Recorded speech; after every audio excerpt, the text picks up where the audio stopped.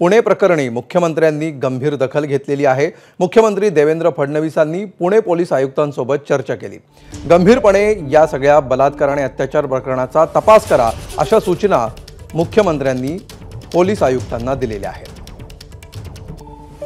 स्वारगेट स्थानकामध्ये एका 26 वर्षांच्या तरुणीवर बलात्कार झाल्यामुळे संपूर्ण महाराष्ट्रामध्ये खळबळ उडाली।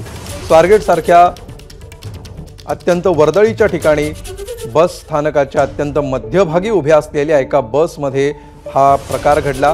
अगदी पोलीस स्टेशन हक्केच्या अंतरावर असताना सुद्धा हा प्रकार घडला आणि त्यामुळे संपूर्ण राज्यभरात खळबळ उडालेली आहे। या घटनेची मुख्यमंत्र्यांनी आता दखल घेतलेली आहे आणि गंभीरपणे या प्रकरणाचा तपास करावा अशा सूचना केल्या।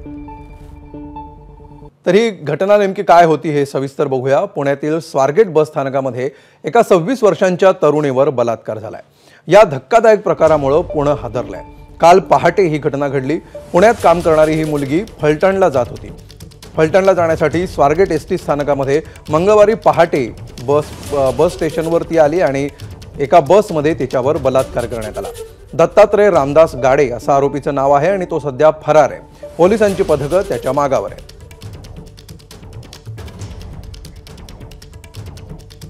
स्वारगेट बस स्थानकामध्ये हा प्रकार घडलाय।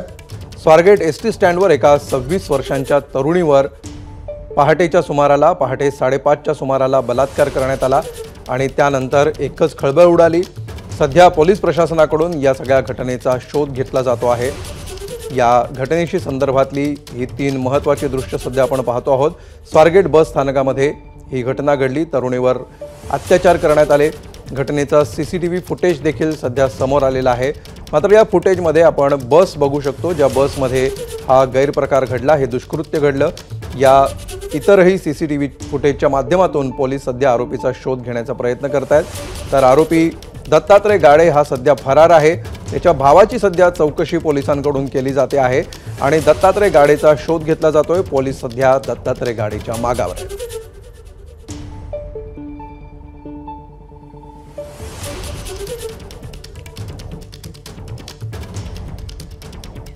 तर पुणे बलात्कार प्रकरणातील आरोपी दत्तात्रय गाडेच्या भावाची पोलिसांकडून चौकशी सुरू आहे। आरोपी अद्याप फरार आहे आणि पोलिसांकडून त्याचा शोध सुरू आहे। आरोपीच्या भावाला सध्या पोलिसांनी शोधलेला आहे आणि आरोपीच्या भावाकडून सध्या आरोपीचा ठाव ठिकाणा शोधण्याचा प्रयत्न पोलिसांकडून केला जातो आहे। इतरही काही तपशील आरोपीच्या भावाकडून मिळवण्याचा सध्या पोलीस प्रयत्न करत आहेत।